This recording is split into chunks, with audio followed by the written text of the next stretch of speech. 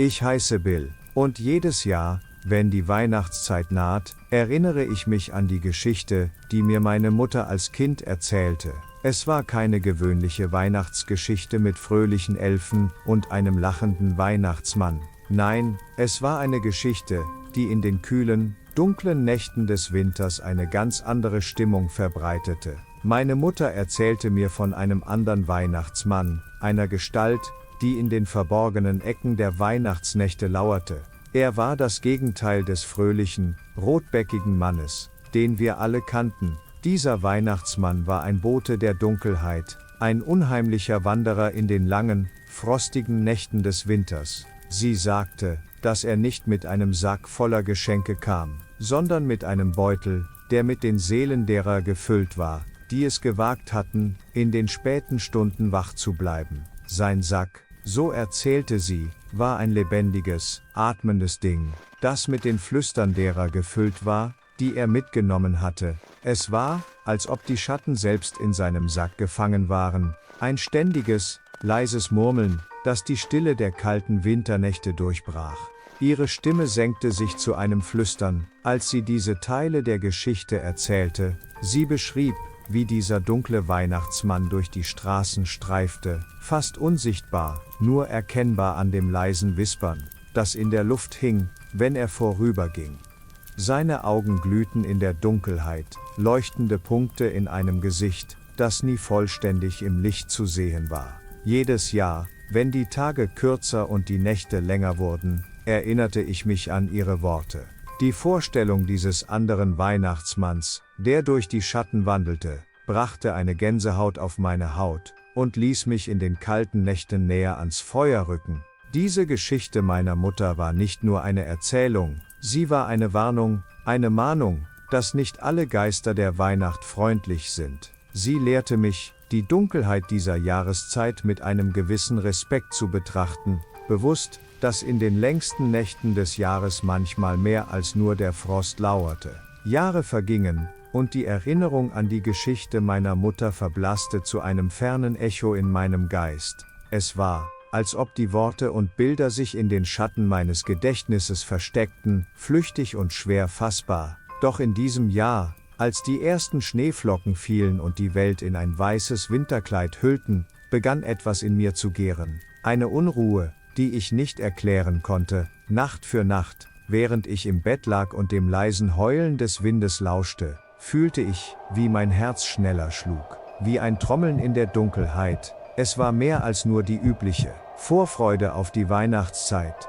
Es war eine Mischung aus Angst und Neugier, ein Gefühl, dass irgendetwas nicht stimmte, etwas, das tief in der Vergangenheit verankert war. Diese Unruhe trieb mich an. Ich konnte mich nicht mehr auf die täglichen Routinen konzentrieren, mein Geist schweifte immer wieder ab, zurück zu den längst vergessenen Geschichten meiner Mutter. Was, wenn in diesen alten Erzählungen mehr als nur Fantasie steckte? Was, wenn der Schattenweihnachtsmann, von dem sie erzählt hatte, mehr war als nur eine Gruselgeschichte, um unartige Kinder zu erschrecken? In den stillen Nächten, wenn der Schnee das Mondlicht reflektierte und die Welt in eine stille, glitzernde Landschaft verwandelte, spürte ich eine seltsame Verbundenheit mit dieser Geschichte. Etwas in den tiefsten Ecken meines Bewusstseins schien zu erwachen, eine alte, längst vergessene Furcht, die nun wieder zum Vorschein kam.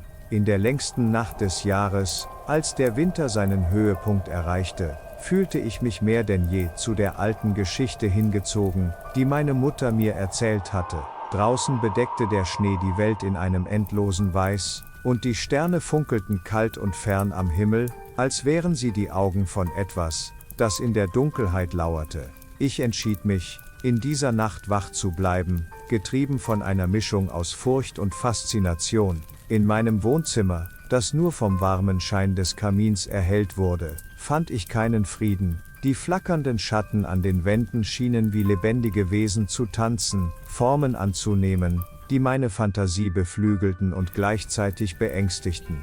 Die Uhr im Flur schlug Mitternacht, und jeder Glockenschlag hallte durch das stille Haus, als würde er etwas ankündigen oder heraufbeschwören. In dem Moment, Als die letzte Glocke verstummte, zog ein kalter Windstoß durch das Haus, so plötzlich und eisig, dass ich für einen Moment den Atem anhielt. Es war, als hätte die Nacht selbst eingeatmet, als ob sie lebendig wäre. Ich rückte näher an das Feuer, um die Kälte, die sich in meinen Knochen festgesetzt hatte, zu vertreiben. Mein Blick fiel auf das Fenster, wo der Schnee gegen die Scheiben peitschte, als wolle er hereinbrechen. In diesem Augenblick spürte ich eine tiefe Verbundenheit mit der Welt außerhalb meines warmen Zufluchtsorts. Eine Welt, die kalt, dunkel und voller Geheimnisse war. Es war, als ob diese längste Nacht des Jahres ein Tor zu etwas Altem und Vergessenem öffnete, zu einer Welt, die nur in den tiefsten Schatten der Winterabende existierte. Mit einem Gefühl, das zwischen Angst und Ehrfurcht schwankte, saß ich da, starrte in die Flammen und wartete darauf, was diese Nacht noch bringen würde. Plötzlich hörte ich es, ein tiefes, rauhes Flüstern, das nicht von dieser Welt zu sein schien. Es kam vom Kamin her, eine fremde, unverständliche Sprache murmelnd. Mein Herz raste, mein Atem wurde schneller, ich wollte aufstehen, wollte fliehen, doch meine Beine versagten. Aus dem Kamin, der nur schwach vom Feuer beleuchtet wurde, kroch langsam eine dunkle Gestalt hervor. Sie bewegte sich mit einer unnatürlichen, schleppenden Eleganz, als wäre sie ein Schatten, der zum Leben erweckt wurde. Das Flüstern wurde lauter, nahm Form an, wurde zu einer tiefen, grollenden Stimme, die noch immer in einer fremden, unverständlichen Sprache sprach. Die Gestalt, die sich aus dem Kamin erhob, war eingehüllt in einen Umhang, der so dunkel war, dass er mit den Schatten im Raum zu verschmelzen schien. Ihr Gesicht war nur teilweise sichtbar, aber das wenige, was ich sehen konnte, ließ mir das Blut in den Adern gefrieren. Die Haut war bleich, fast durchscheinend, und die Augen waren tief und leer, als blickten sie aus einer anderen Welt. Ein Lächeln, kalt und grausam, spielte um die Lippen der Gestalt, als könne sie meine Angst spüren und genießen. In ihrer Hand hielt sie einen Sack, der sich seltsam bewegte, als wäre er mit lebendigen Wesen gefüllt. Das Murmeln und Flüstern schien direkt aus dem Sack zu kommen, als ob die Seelen, die darin gefangen waren, versuchten, sich zu befreien. Ich war wie gelähmt, unfähig mich zu bewegen, zu sprechen oder auch nur zu schreien. Die Gestalt kam langsam näher, jeder Schritt ein Echo in der Stille des Raumes.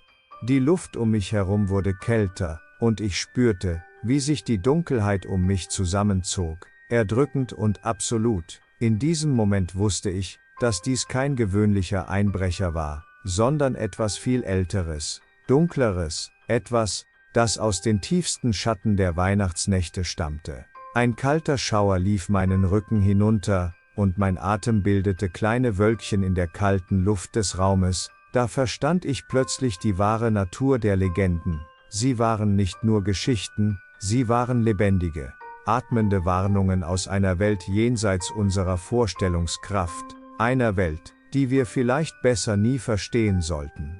Als der Schattenweihnachtsmann mit seiner tiefen, grollenden Stimme flüsterte, „Du solltest im Bett sein“, begann sich der Raum um mich herum zu drehen. Der Boden schwankte unter meinen Füßen, und die Wände schienen sich zu bewegen, als würde die Realität selbst verzerrt. Trotz meiner wachsenden Angst und des sich drehenden Raumes blieb der Schattenweihnachtsmann unverändert, seine Gestalt klar und drohend, ein dunkler Anker inmitten des Chaos. Um mich herum verstärkte sich das Flüstern, als ob die Seelen im Sack des Schattenweihnachtsmanns auf meine Erkenntnis reagierten. Der Kamin, aus dem er gekrochen war, warf jetzt unheimliche Schatten, die sich wie lebendige Kreaturen an den Wänden ausbreiteten. Die Luft wurde dichter, schwerer, gefüllt mit einem Gefühl der Erwartung und des Unbekannten. Ich versuchte aufzustehen, zu fliehen, aber meine Beine waren wie gelähmt. Die schwingende Bewegung des Raumes verstärkte mein Gefühl der Hilflosigkeit. Der Schattenweihnachtsmann stand immer noch da. Seine leeren, schwarzen Augen fixierten mich, als ob er jede meiner Bewegungen, jeden meiner Gedanken kannte. In dieser längsten Nacht des Jahres war ich nicht mehr nur ein passiver Zuhörer einer alten Geschichte, ich war mitten in ihr, gefangen zwischen den Welten der Lebenden und der Legenden. Als sich der Raum weiter drehte, spürte ich, wie die Grenzen meiner Wirklichkeit zu verschwimmen begannen, gezogen in einen Strudel aus Schatten und Flüstern. Als der Schattenweihnachtsmann schließlich in den dunklen Tiefen des Kamins verschwand, kehrte eine trügerische Ruhe in den Raum zurück. Der wirbelnde Strudel aus Schatten und Flüstern legte sich, und ich stand da, zitternd und atemlos, unfähig zu begreifen, was ich soeben erlebt hatte.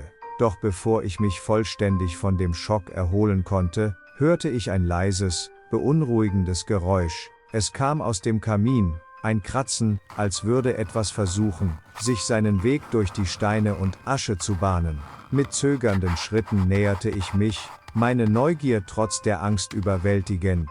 Als ich in den dunklen Schlund des Kamins blickte, sah ich dort etwas, das mein Blut gefrieren ließ. Es war nicht der Schattenweihnachtsmann, der zurückgekehrt war, sondern etwas anderes, etwas noch Unerklärlicheres. Aus der Asche ragte eine Hand heraus, bleich und knochig, als gehörte sie zu einer anderen Welt. Sie krallte sich an den Rand des Kamins, als würde sie versuchen, sich aus einer anderen Dimension in unsere Welt zu ziehen. Plötzlich schossen zahlreiche Hände aus der Asche hervor, greifend und suchend, als ob sie nach mir verlangten. Ich sprang zurück, mein Herz pochte wild vor Entsetzen. In diesem Moment wurde mir klar, dass der Schattenweihnachtsmann nur ein Vorbote gewesen war, ein Bote aus einer Welt, die sich nun vor mir öffnete. Ich rannte aus dem Raum, aus dem Haus, in die kalte Winternacht hinaus, getrieben von einer panischen Furcht. Hinter mir hörte ich das Kratzen und Scharren der Hände, die aus dem Kamin kamen, ein Geräusch, das mich bis in meine Träume verfolgen würde. In dieser längsten Nacht hatte ich nicht nur eine alte Legende zum Leben erweckt, ich hatte eine Tür geöffnet, die besser verschlossen geblieben wäre, eine Tür zu einer Welt, die jenseits unseres Verständnisses lag, eine Welt, die nun wusste, dass ich existierte.